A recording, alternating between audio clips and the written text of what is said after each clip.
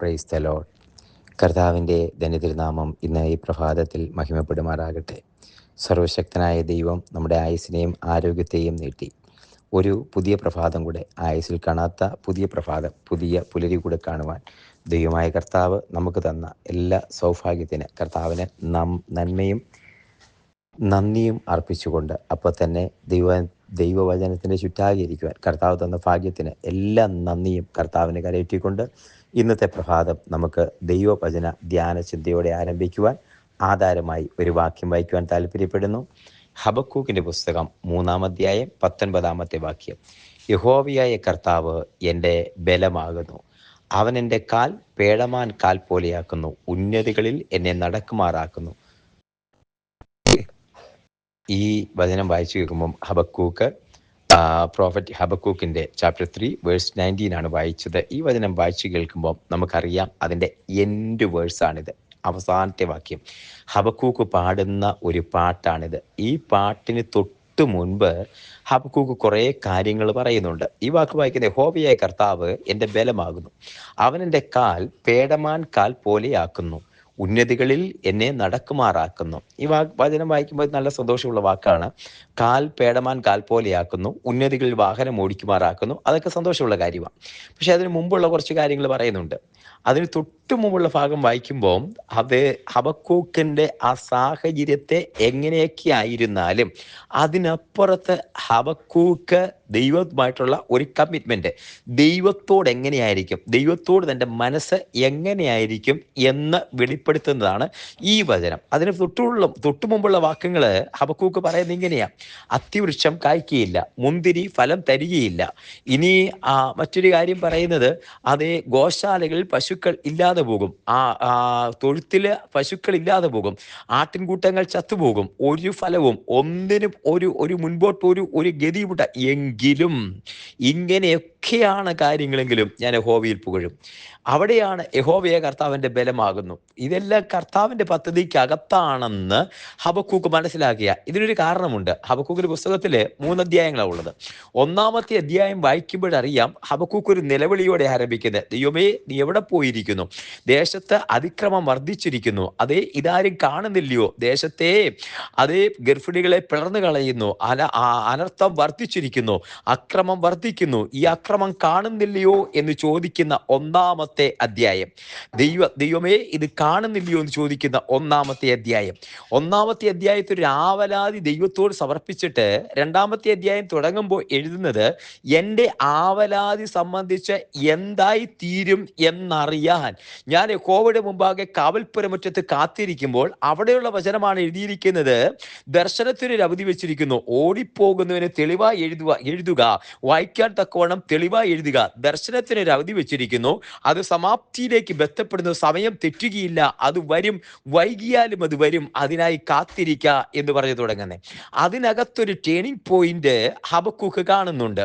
കാരണം മുമ്പേ കണ്ട എൻ്റെ ആവലാതി സംബന്ധിച്ച് എന്തായി തീരുമെന്നറിയാൻ 2-ാം അധ്യായം അവിടെ എത്തിച്ചേർന്ന് ആവലാതിയുമായിട്ട് നിൽക്കുമ്പം ദൈവം പറഞ്ഞത്, നിന്റെ ആവലാതിക്ക് പരിഹാരമെന്നല്ല, ദർശനത്തിനൊരു അവധി വെച്ചിരിക്കുന്നു, അത് സമാപ്തിയിലേക്ക് ബന്ധപ്പെടുന്നു, അതിൻ്റെ സമയം തെറ്റുകയില്ല, അത് വൈകിയാലും അത് വരും, കാത്തിരിക്കുക എന്ന് പറഞ്ഞ ദൈവത്തിൻ്റെ ക്ലിയർ ആയിട്ടൊരു വിഷനാണ്. ദൈവത്തിൻ്റെ ടൈമുണ്ട് കുഞ്ഞേ, നിന്റെ ജീവിതത്തിനകത്ത് ദൈവത്തിൻ്റെ ടൈമുണ്ട്, നിന്റെ കുടുംബത്തിൻ്റെ ജീവിതത്തിനകത്ത് ദൈവത്തിൻ്റെ ടൈമുണ്ട്, നിന്റെ രാജ്യത്തെ പ്രവർത്തിക്ക് ദൈവത്തിൻ്റെ ഒരു ടൈമുണ്ട്. എല്ലാ ചോദ്യങ്ങളും നമുക്ക് ഒരുപാട് ചോദ്യം ചോദിക്കുമ്പോൾ ഒരു ചോദ്യം മോശയോ ദൈവത്തോട് ചോദിക്കാം, ദൈവമേ, 1-ാമത്തെ ബാധയ്ക്കകത്ത് എന്താ ജനത്തെ വിട്ടയക്കാത്തത്? അല്ലെങ്കിൽ ദൈവം കൊടുത്തുവിട്ട വടി അത് പാമ്പായി ഒരു സർപ്പമായി മാറുമ്പോൾ ആ സർപ്പം അവിടുത്തെ ഫറവോന്റെ മന്ത്രവാദികളുടെ സർപ്പങ്ങളെ എല്ലാം പിടിച്ചടക്കി വിഴുങ്ങിക്കളഞ്ഞു.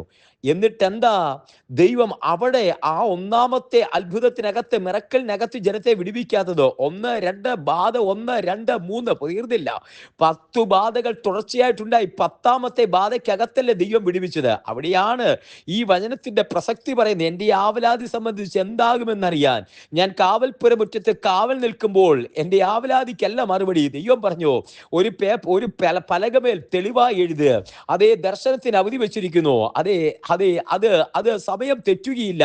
അത് വൈകിയാലും അത് വരും. അതിനായി കാത്തിരിക്കുക. ദർശനത്തിന് ഒരു അവധി വെച്ചിരിക്കുന്നു, സമാപ്തിയിലേക്ക് ബന്ധപ്പെടുന്നു. അതിന് സമാപ്തിയായിട്ടില്ല. അതിന്റെ പേര് ദൈവത്തിന്റെ ടൈം എന്നാ. ആ ടൈമിന്റെ പേര് ദൈവത്തിന്റെ ടൈം എന്നാ. ദൈവത്തിന്റെ ടൈം വരെ ഒന്ന് കാത്തിരിക്കാൻ, ദൈവത്തിന്റെ സമയം, നമ്മുടെ സമയമല്ല ദൈവത്തിന്റെ സമയം.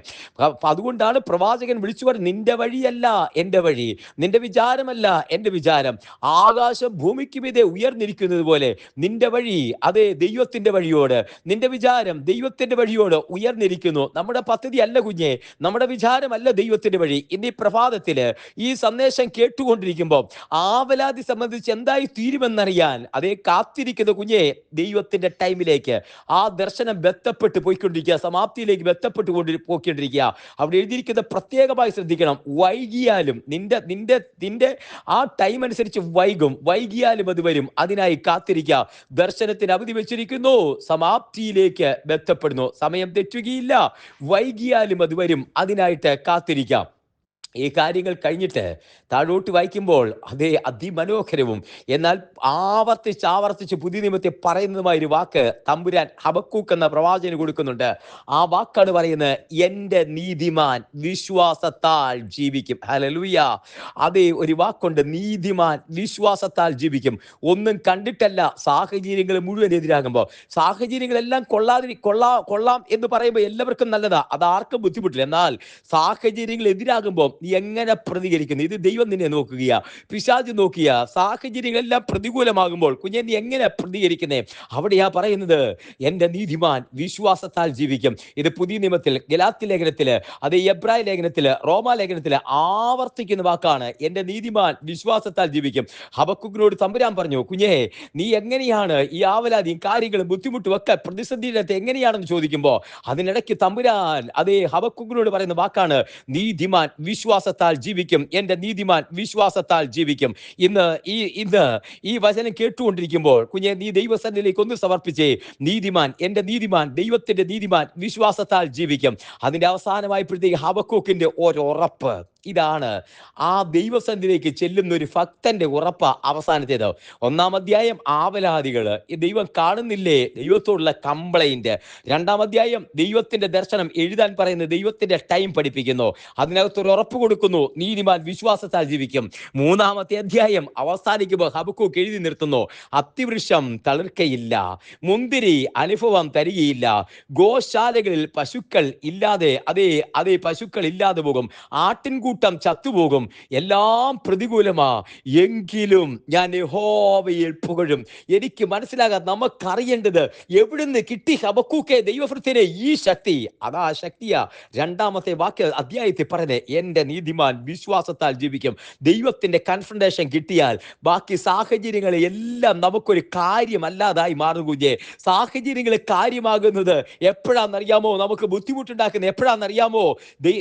ഈ സാഹചര്യങ്ങൾ നമ്മുടെ ഈ ഫിസിക്കൽ കണ്ണുകൊണ്ട് സാഹചര്യങ്ങളെ നോക്കുമ്പോഴാ അവിടെ നമുക്ക് ബുദ്ധിമുട്ട് തോന്നുന്നത്. എന്നാൽ അത് മാറിയിട്ട് അതേ ദർശനത്തിന് അവധി ഉണ്ടെന്ന് പറഞ്ഞ് സമാപ്തിയിലേക്ക് ബന്ധപ്പെടുന്നെന്ന് പറഞ്ഞാൽ കുറച്ചും കൂടി അപ്പുറത്ത് ദൈവമായിട്ടുള്ള കൺഫ്രണ്ടേഷനില് എൻ്റെ നീതിമാൻ വിശ്വാസത്താൽ ജീവിക്കുമെന്ന് ദൈവത്തിൽ നിന്നൊരു ശബ്ദം കേട്ടാൽ പിന്നെ ഇതൊരു പ്രശ്നമല്ല. ആ സെയിം ഹബക്കൂക്ക് വാക്ക് മാറ്റി, ആശയം മാറ്റി, ആള് മാറി, അത് തന്നെയാ, പക്ഷെ രൂപവും ഭാവവും സ്വഭാവവും മാറിയിട്ട് പറയാ, അത്തിവൃക്ഷം തളർക്കയില്ല, മുന്തിരി അനുഭവം തരത്തില്ല, ഗോശാലയിൽ കന്നുകാലികളില്ല, എല്ലാം തീർന്നു, ഇനി നമ്മുടെ വിള തരത്തില്ല, നമ്മുടെ വയലുകൾ വിള തരുന്നില്ല, ഇതൊന്നും പ്രശ്നമല്ല. എങ്കിലും ഞാൻ യഹോവയിൽ പുകഴും, എൻ്റെ ദൈവത്തിൽ ഞാൻ പ്രശംസിക്കും. യഹോവ എൻ്റെ കർത്താവ്, എൻ്റെ ബലമാകുന്നു, അവൻ എൻ്റെ പേടമാൻ കാൽപോലിയാകുന്നു, ഉന്നതികളിൽ എന്നെ നടക്കുമാറാക്കുന്നു. ഇതാ ഭക്തന്റെ ഉറപ്പ്, ഇതാ ദൈവം നിന്നോട് കൂടെ ഉണ്ടെന്നുള്ളതിന്റെ ഉറപ്പതാ കുഞ്ഞെ. എൻ്റെ നീതിമാൻ വിശ്വാസത്തിൽ ജീവിക്കുമെന്നുള്ളതിന്റെ ഉറപ്പതാ.